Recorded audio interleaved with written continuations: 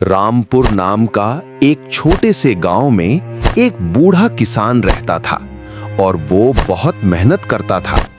उसका एक बड़ा बेटा भी था, लेकिन वो बहुत आलसी था। उसका बेटा कुछ भी काम नहीं करता था, सिर्फ दिन भर सोता रहता था। एक दिन उसका पिता का मौत हो जाता है। इस कारण से वो बहुत जोर जोर से रोने लगता है। उसका पिता का मौत होने के बाद वो काम ढूंढने के लिए बाहर राज्य पर जाने के लिए सोचता है। मेरे को तो लगता है इस गांव पे काम मेरे को नहीं मिल सकता है। मेरे को लगता है कि मैं दूसरे राज्य पर जाकर काम ढूंढूं, शायद वहां पर मेरे को कुछ मदद मिल जाए। फिर वहां से पैसा लाकर 4-5 जमीन खरीद लूंगा। मेरे पिताजी मेरे लिए कितना मेहनत करते थे, लेकिन मैं समझ नहीं पाया। जिस राज्य पर हरि काम करने के लिए गया था, उसे राज्य का राजा का बेटी को एक चुड़ैल अपहरण करके ले गया था। इस कारण से राजा बहुत परेशान होते हैं।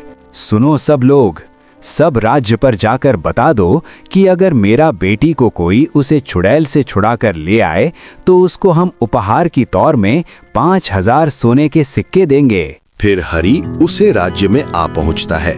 फिर वो देखता है कुछ लोग आपस में कुछ बात कर रहे हैं। फिर हरि उन लोगों का बात सुनने लगता है। अरे भैया, क्या तुमको पता है, महाराज ने ये घोषणा कर दिया है कि जो भी उनका बेटी को वो चुड़ैल से छुड़ा कर ले आएगा, उनको राजा 5000 सोने के सिक्के उपहार की तौर में देंगे।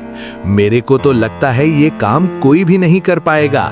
कौन भला उसका जान को खतरे में डालेगा। अरे बाप रे, इतने सारे पैसा! मेरे को लगता है मेरे को अमीर बनने के लिए ये काम करना चाहिए। अगर मेरे को 5000 सोने के सिक्के मिल गए तो मैं तो अमीर हो जाऊंगा। मैं आज ही राजा से बात करता हूँ। फिर हरि थोड़ा सा भी देर न करके राजभवन की तरफ जाता है। महाराज, मेरा नाम है हरि।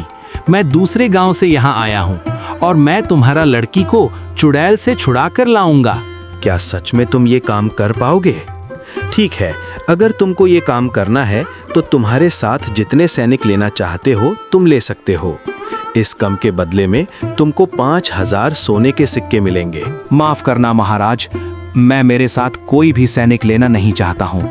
मैं अकेला जंगल पर जाकर वो दुष्ट चुड़ैल से तुम्हारा लड़की को छुड़ा कर लाऊंगा। फिर हरि थोड़ा सा भी देर न करके जंगल की तरफ जाता है, इस आशा में कि उसको 5000 सोने की सिक्के मिलेंगे।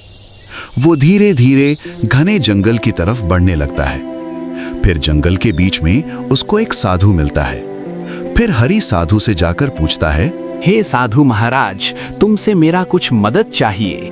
क्या तुम मेरा कुछ मदद कर सकते हो? हाँ हाँ जरूर बेटा, मैं तुम्हारा मदद कर सकता हूँ।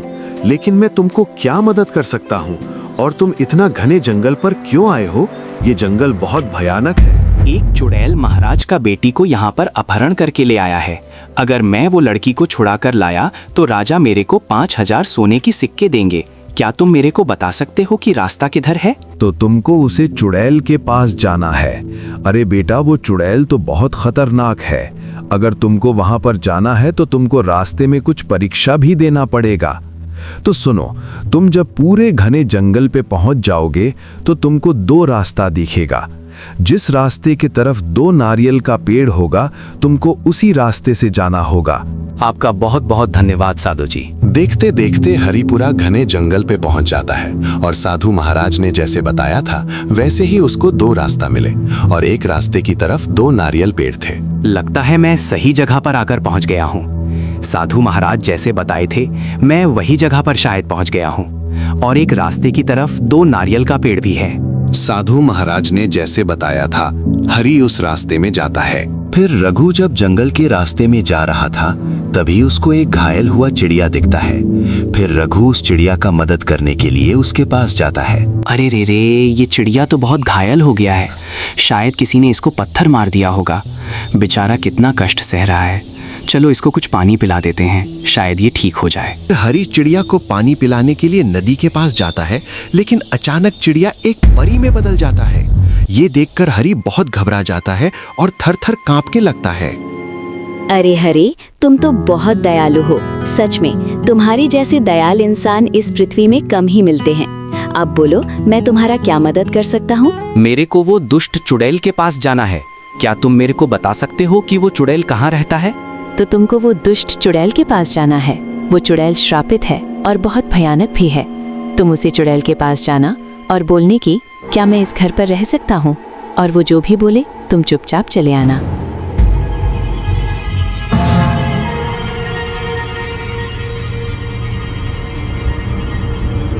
क्या तुम इस घर में अकेला रहते हो? क्या मैं इस घर में 4-5 दिन रह सकता हूँ? इसके बदले में मैं तुम्हारा कुछ काम भी कर सकता हूँ। हाँ हाँ जरूर, तुम यहाँ पर रह सकते हो, लेकिन एक शर्त में तुमको एक काम करना पड़ेगा।